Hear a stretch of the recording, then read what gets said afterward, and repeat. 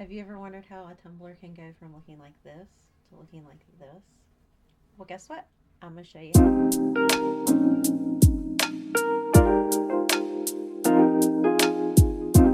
Whitney with Spell Town Sparkle. I just want to hop on here and officially start my YouTube channel. I have been going back and forth for a while about starting it. I have been posting the shorts, which some of you have liked and have actually subscribed already, which thank you guys very much for that. I'm very kind. But I wanted to hop on here and officially start today. For my very first video, I'm going to show you guys how to wrap a tumbler for sublimation.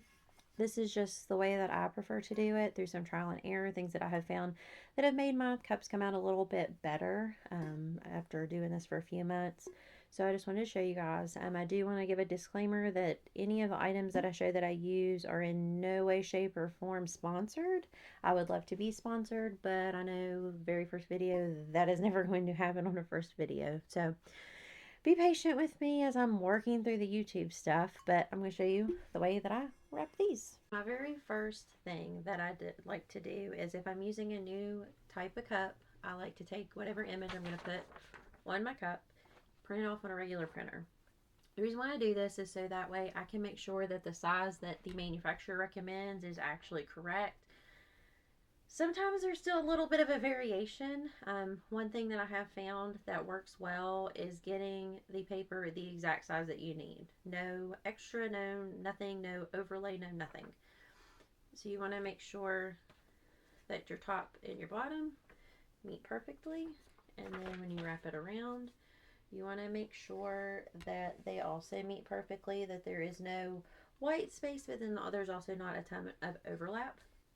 If you do print it off and there is a bunch of overlap, one thing that you can do is take your heat resistant tape and tape down the edge of it on the back side, so then that way nothing bleeds through with whatever's overlapping. But it has been so much easier to not have to worry about that since I've started printing things the exact size that I need. It's cut out a lot of extra trying to figure out how to tape things, do things, whatever. So some of the items that I use while I'm making cups, I usually just use my bare hands and hold the paper and just adjust it as needed. I do have a couple of tools that I have that are supposed to help. They don't help me, but they may help you, so I'm going to show them to you. The first one here is these little clamps from the stainless steel depot. They're Hog brand. And basically what you do is you put them on here, you squeeze them, and it holds your paper. It holds your paper in place for you. I do have two of them, so if you want to put like one on the top and one on the bottom, you can do that. I find that I spend more time fighting with these, trying to get them exactly where I want them. So that's my own personal preference, but these are helpful. I'm not saying that they're not. They are. I just personally don't like them. The other item that I have is this contraption, which I don't like this at all. John says that he thinks it's a lot easier to do the cups with this. I don't like it and don't use it.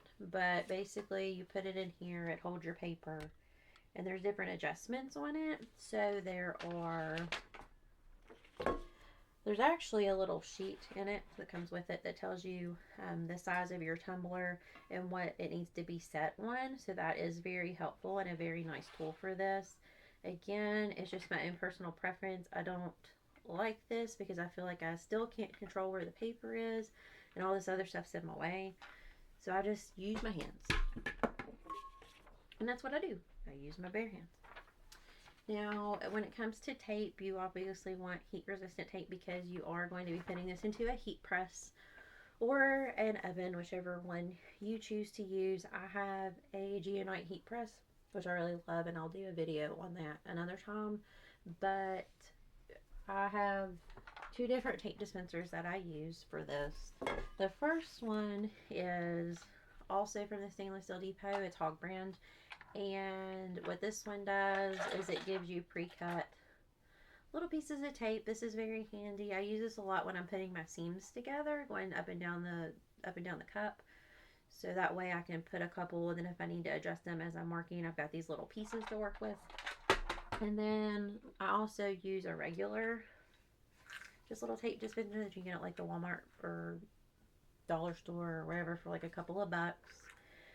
I use this once I have my seam done, and I'll use it around the top and the bottom, because you want to try to have the least amount of pieces of tape as possible, but you still want it covered. I've seen videos of people making cups and they only use a couple pieces of tape and their cups turn out. That's good for them. That makes me nervous, so I'm not going to do that. But that is something that I have seen other people do. But those are the items that I use. So the next I'm going to show you how I go through the process of actually wrapping the cup. Okay, so when I go to get started with making my actual cup, I make sure that my cups are in the right direction and my papers turn the right way as well, because you don't want to make an upside down cup. That's happened here a couple of times on accident with designs that are a little difficult to read of which way they go. That happens sometimes, but you just wrap it around. This is where I do me. I don't use the other stuff, and you just take a couple pieces of tape. I put one piece down to hold where I'm trying to get started, and then I go down to the end and push as hard as I can, making sure that everything is lined up. And then as I work my way back, I make sure everything's nice and tight, because you want this as tight as possible, so that way no air gets in, because if air gets in, you're going to have white, spotchy, nasty places on your cup. I just go along, work my way up, and just put pieces every so often, making sure I'm getting this as tight as I possibly can. And I also go back on this first piece that I just kind of used to hold it together and make sure that that's tightened up as well.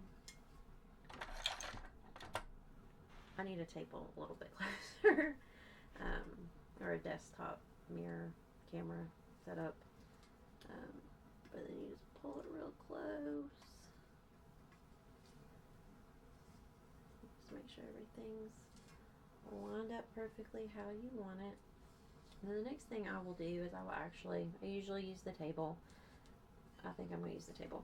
But what I do is I set this down on the table and push it down, so then that way it's perfectly lined up with the top. So then the next thing that I do is I get my tape dispenser. And I try to eyeball how much tape I will need to go along the top. I'll get another piece to go along the bottom, and then one to go along all the way around. And what I'll do is I will put it right along the top.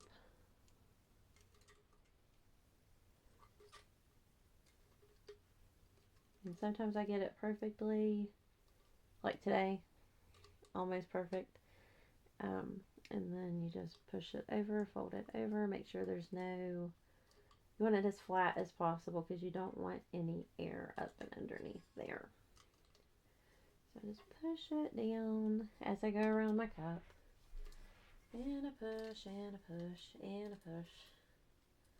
And then I do the exact same thing at the bottom. So I will probably just speed that part up, because I know you don't want to watch any more than what you have to. So I'll speed it up.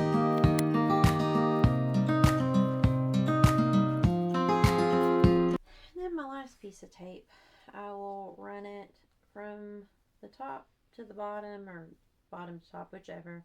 But I always leave a little bit, if you're using a press, at the bottom, which is something John figured out that has been very helpful for both of us. I didn't come up with that one on my own. But leaving a little bit at the bottom, so that way as you're turning it in your press, you can figure out which way's the top, which way's the bottom easier if you're just looking at the end instead of trying to look down in your press, because we do top, bottom, side, and side, so it makes it a lot easier if you can just look at the end of the press and see where your tape, the direction of your tape. But then that's all it is to tape the press. I guess I could do another video on how to press a cup if anyone would be interested. So drop in the comments if you would like to see me press the cup. It may not be this one. I may wait and make another video, because yeah. I'm trying. That's all that matters, right? Getting out there doing it. It is what it is. So this is my way of wrapping a cup for sublimation. So tune in next time. I will have another cool video. I promise. So make sure to subscribe, like the video, comment. If you know anybody that might need help with sublimation, send this to them if they're having issues with getting their cups to turn out, and I will show you the final product.